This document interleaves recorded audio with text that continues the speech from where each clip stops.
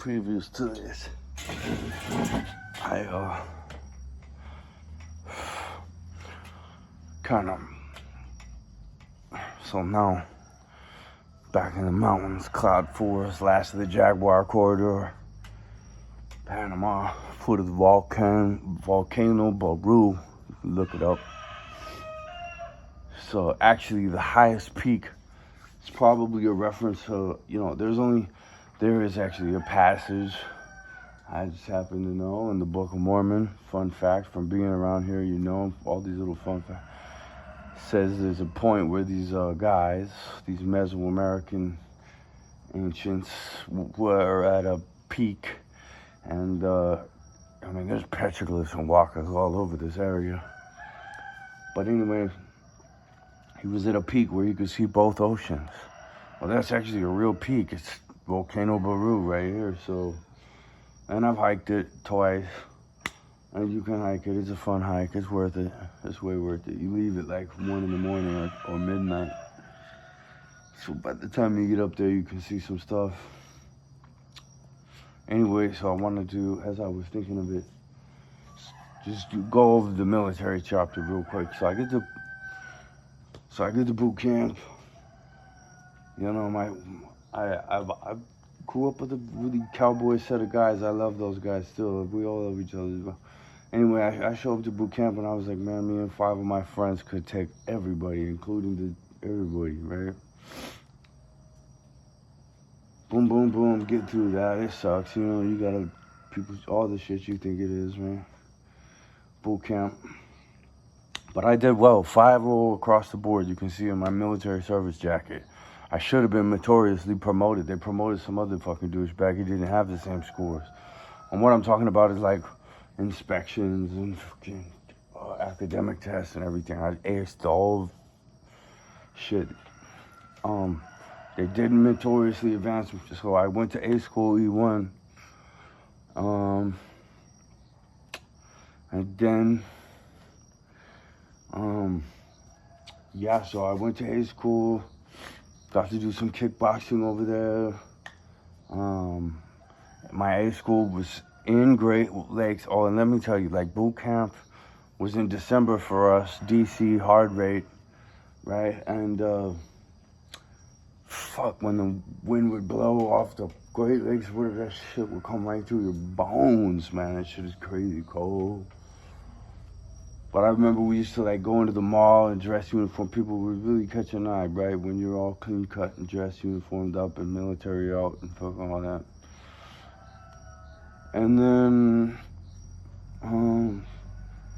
so I had choice of orders, but I knew this girl that I was my kid's mother, there's no way she would be able to make it through San Diego without losing her fucking mind, So I thought Bremerton, Washington was better. It was crazy that I made the decision because I could get all the way to, people couldn't believe I gave those orders away.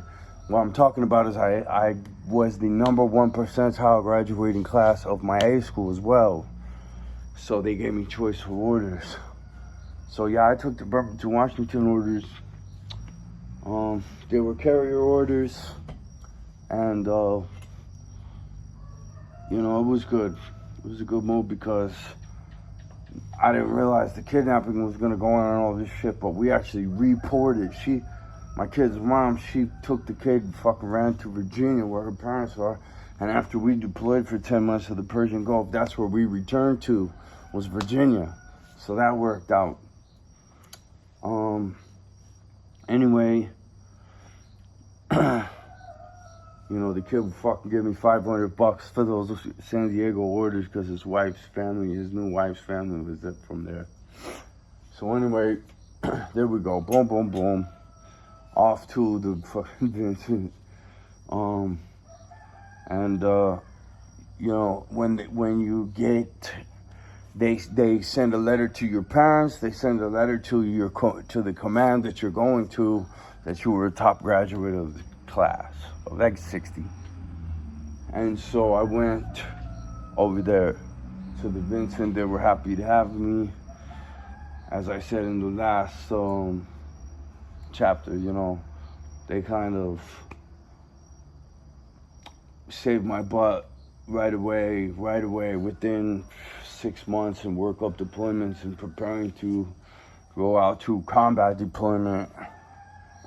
Actual real fucking search for weapons of mass destruction, putting bombs on target, blowing up fucking hills and bunkers, fucking daily. Extended deployment, okay? Anyway.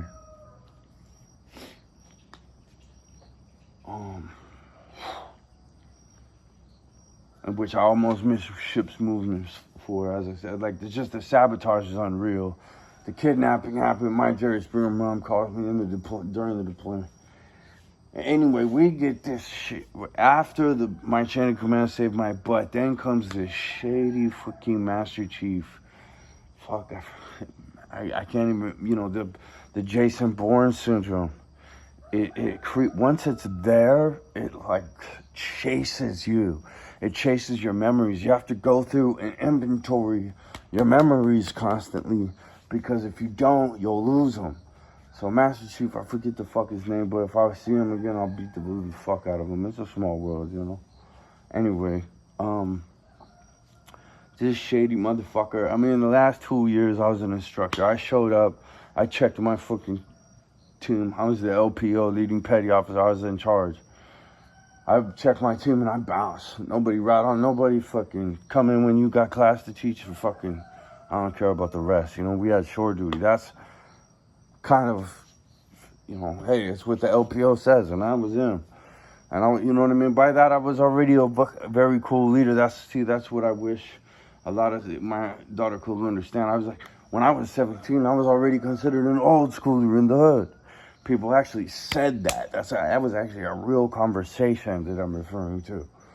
And then by the time I was already, 2.5 years into the military, running the whole shit, doing a first class's job, a higher ranking person's job. But I was already in E5. I really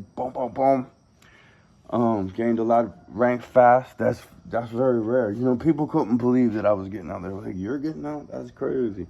You'll be a Master Chief by in the next 4 years, with the rate you're going."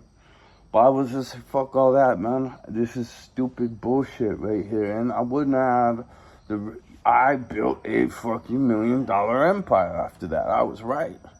Once again, sabotaged by the same saboteur. But anyway, so what I was just saying, imagine this guy who punched the desk and hurt his hands all obvious as shit in front of us, of course. This greasy dude who just fucking snaked his way somehow. I noticed, like the most greasy ones, they started promoting each other. There was a chain of fucking greasy. Oh, you're a fucking shithead too. And they, our first class Arnold, this dude was the most piece of shit. He was telling me one time someone tried to hit him with the car. It was to say, I could totally see that, because you are a fucking two-faced, slimy piece of shit. You would never survive in my hometown. It's just like, anyway, I thank God for the hands we're dealt. Thank God for the hand I was dealt, because I'm just a good dude, man. Like, I just really have always hated injustice. Thanks God for my pig mom, because I just saw that and I was just like, fuck that shit. Whatever that is, I'm not going to be that, And I very dynamically, sternly went the other direction and scraped and punched and kicked myself together. The best situation, way better than what I was being offered by these fucking bozos every single time. And here we go again. Now, but I'm not going to let some fucking lying witch, small-minded piece of shit child abuser fucking reframe and rewrite my story. Hell no. So, I probably wouldn't even leave the story in all this way, or work on it, or really go on the internet at all. Honestly, I would still be invisible, have it not been for the thousands of invented lies that have been framed and directly inserted, this poison fucking given directly to a child. And that shit, and knowing, and then being a student, unfortunate student of the professionals and everything, and and knowing exactly what this does to kids, and hoping that some act that I can do helps to rewire that. I definitely did want to be a father, and at least through this medium and through this way, I can sort of do that. If even not help my child, at least maybe play that role in one other or two other lives or whatever. I'm happy for that much, but at least I leave the truth in the face of lies. Box checked, right? And I mean, imagine this, Master Chief. So this girl works in my shop, and she was just like, my last 2 years, I'm a 25-year-old, and she's coming to me, a tank, man. I was 220 fucking pounds of solid muscle, kickboxing, fucking wrestling, boxing, the whole time ready, man. Could have done something. Fuck me. Anyway, you can ask all the dudes. Just out. Regina was out there with me, the kids, and we would just go out with Sully or Mickey and Kennedy or Sullivan, and we would just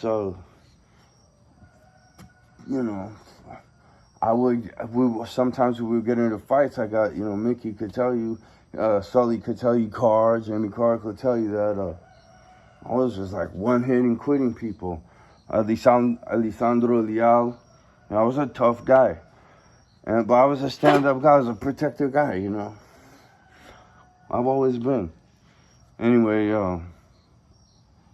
but imagine I'm dealing with this girl coming to me saying, this guy is fucking hitting all over me, man, and trying to fucking really do shit with me. And, what the fuck do I do? And that's how I really spent, most of my time really was just dealing with this greasy, shitty fucking chain of command, doing this routine fucking job, cleaning masks and fucking setting AFFF systems. It was good technical learning for sure. It raised my cognitive ability for sure.